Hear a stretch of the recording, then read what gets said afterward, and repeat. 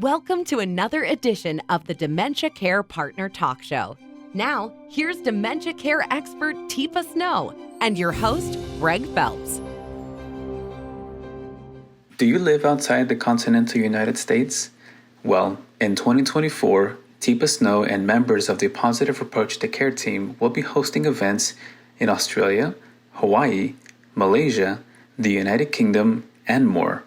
You don't want to miss seeing Teepa live, so to see if she's coming to a city near you, visit www.teepasnow.info/world and select your location. We hope to see you there. Hello and welcome to Teepa Snow's Dementia Care Partners podcast. I'm your host, Greg Phelps, and joining me as usual is Teepa Snow. And Teepa, our topic today is one that caught me by surprise. So here goes.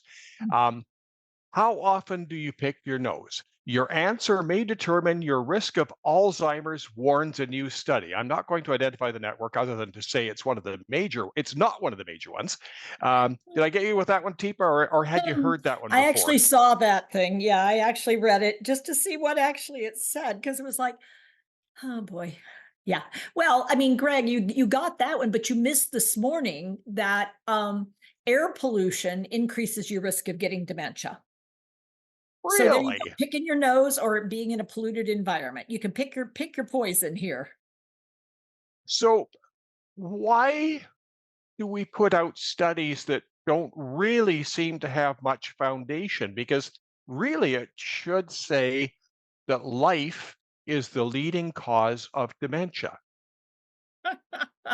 Living where you live, doing what you do. Yeah, I mean, if you don't live, you don't need to worry about getting dementia. If you do, there are habits that you can develop that could possibly, but there are environments you can live in. There are behaviors, there are viruses you're exposed to that could increase your risk, herpes, So it's like, so what do? Try to cotton wool yourself? It's like, well, I mean, life happens. So it's that thing where it's like, yeah, so I keep this from happening and then this happens and then I can't keep that from happening. So I end up with it anyway. So what does it mean? And I think what it means is it's things people could worry about.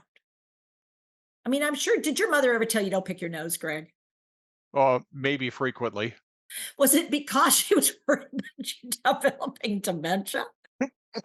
No, I think it was because it was kind of gross. I think that's more what it was.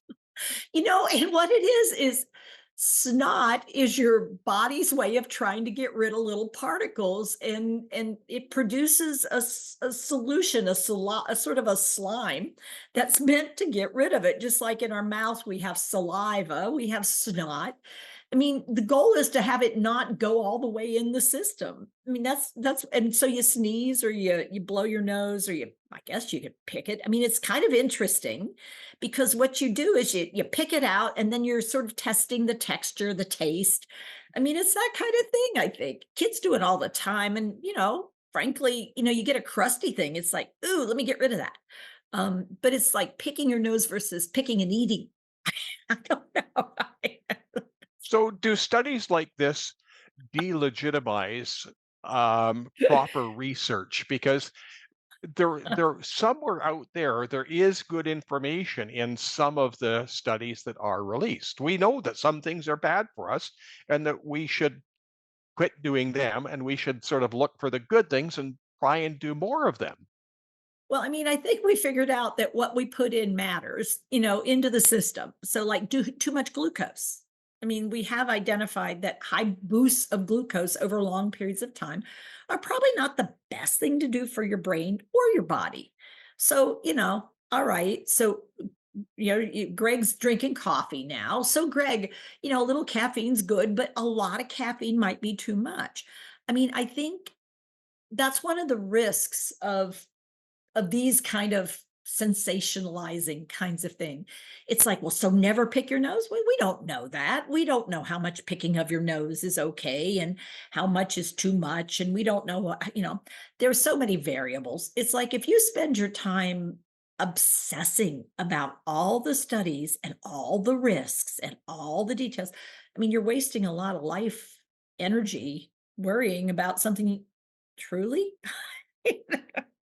mean, so picking your nose at 5 and eating your boogers, is not good for you. Well, for lots I of just I reasons.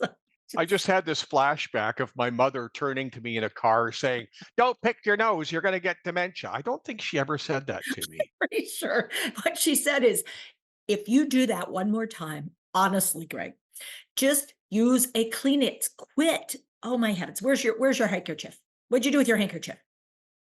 So, where can people go to find legitimate Mm. information, or does that really matter at a certain point? Because I think most of the people that we're talking to are trying to find help for dealing with a situation.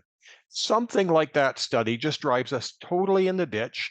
And, well, I can't stop picking my nose now. Right. So you're gonna be keep hitting the hand of the person living with dementia who's picking their nose and eating their boogers.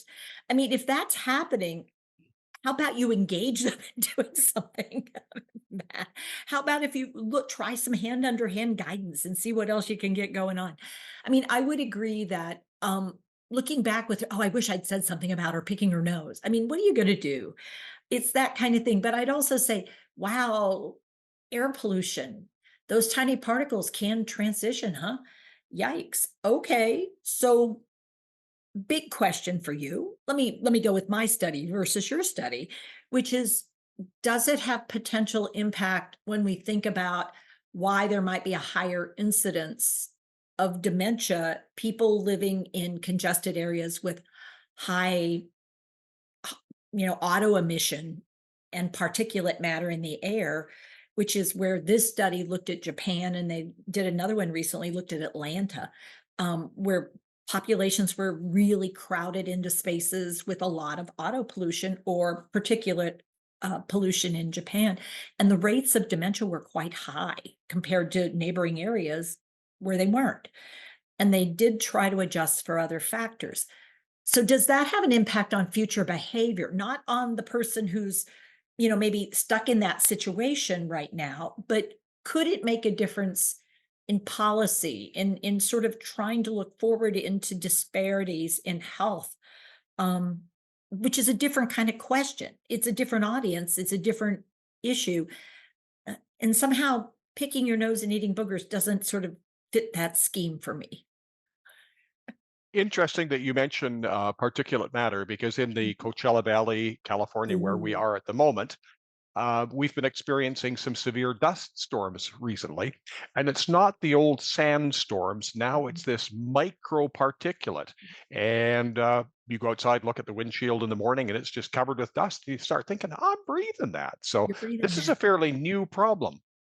It is, and burning plastics has also come up as a disparity because where we where they have burning of plastic kind of thing, it's always been placed in less desirable locations. But when you're hunting for food and you're seeking whatever you can find, those communities position themselves next to those resources, what we would call a dump. But that's where you find what you need to build your house, to do your living. And so it is scary. I mean, it is. So now we're going to have more brain change in those areas. And we already have few resources devoted in there. So what are we going to do? And that's where, to me, those kinds of studies inform us in a big picture kind of way, not in the what am I going to do with my mom this afternoon kind of thing. But if I'm the one taking care of mom and we're living in one of these areas, now you've given me an added thing to worry about. Not that I have the funds or the resources to change it. So I hope somebody out there is looking at us and going, hey, is there anything we could come up with that might be helpful?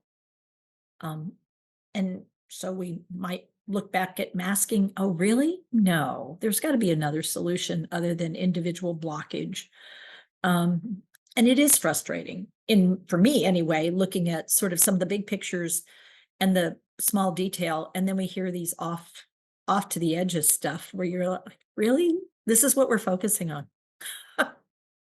So our podcast today has been all over the map, but what we're basically saying is that you don't even bother sometimes separating the wheat from the chaff. If you're dealing with a person living with dementia, you probably want to go to a legitimate source like your website and try and find some helpful information because looking back, does not help at all with this disease.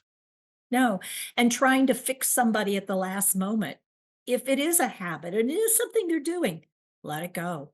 Because there's so many other things. And if you want to do something about it, do it in a proactive, sort of supportive way rather than Greg, what I tell you, he's not a kid in the back seat anymore. He may be your husband, your dad, or a good friend. But learning the art of supporting someone through this condition is where we are right now. Teepa, thank you very much. Thank you, Greg. You've been listening to the Dementia Care Partners podcast. For more information, go to teepasnow.com. Hi, I'm Teepa Snow, and you just found our YouTube channel and watched one of our videos. I'm the owner and founder of Positive Approach to Care. Thanks for watching, and if you liked, if you have a comment about, or you would, please share it with people you know. Oh, and if you haven't yet done it, consider subscribing. We'll let you know when the next new video comes out. And you might want to visit our website, www.teepasnow.com, where you'll find other resources as well. See you there.